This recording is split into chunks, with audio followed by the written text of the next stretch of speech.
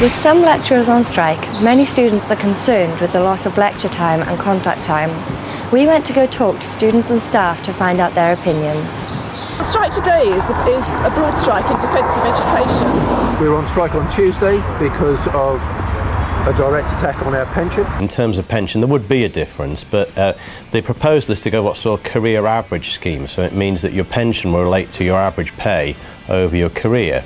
The worst places affected that happened on Tuesday were the areas in psychology, sociology and law. Out of the 78 out of 2,500 staff we have here who actually voted, and only 47 actually voted in favour of strike action. The employers want to change our pensions so that instead of having a final salary pension, it's moved to an average earnings pension. I've been paying my pension for 30 years and I've been paying it for the people who are retired, and it looks as though I've wasted all my money. All new staff will be put on a pension plan which is far worse, and over a lifetime of working at the university, an average lecturer would lose about £150,000. There's issues about our pay. We've got a 0.4% pay increase offered to us, which in the light of inflation is something of a pay cut.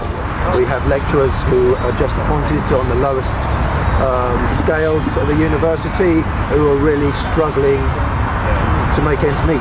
I had a colleague of mine on the picket line with me on Tuesday. He's got a wife who's been made redundant. He's got a 9-year-old child. He can't afford to live in Guildford. He's living in a camper van. I mean, that's not really the way to live. None of the existing staff would lose out, because the proposal actually is to let them keep exactly what they've earned so far in a final salary scheme and then move over to the new scheme.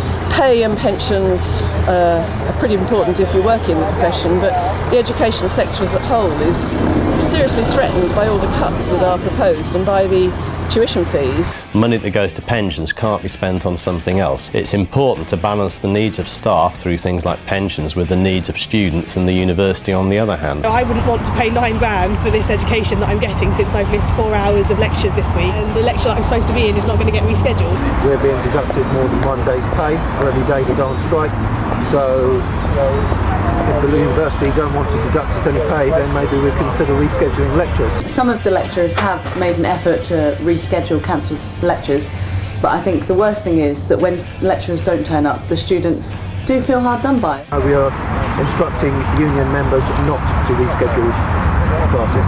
It's not for union members to dictate what policy should evoke to other people, and the university is keen to make sure that students do get their lectures fulfilled and also their tutorial support. Especially with this fee increase that's going to happen. You know, students aren't getting value for money, and when people go on strike, it's a bit of a problem. We know, by the way, that a lot of our colleagues are doing their best to help students actually, if you like, fill those gaps. We want people to be aware that we are fighting over the issues, that we care about education, that we don't just work here for a job and for the pension, that we actually care about our students. I don't see how they're going to gain student support by doing this. There is no provision at the moment to provide refunds for students, because as you can probably appreciate the complexity of doing that. Also, at the present time, as you also appreciate, that actually only a fraction of the actual cost of providing it comes from the fees element, so it's unfortunately a very complicated picture. What we are trying to do is to get any disruption fully taken into account, not only in terms of the lecturing process, but if necessary in terms of the examination and assessment process.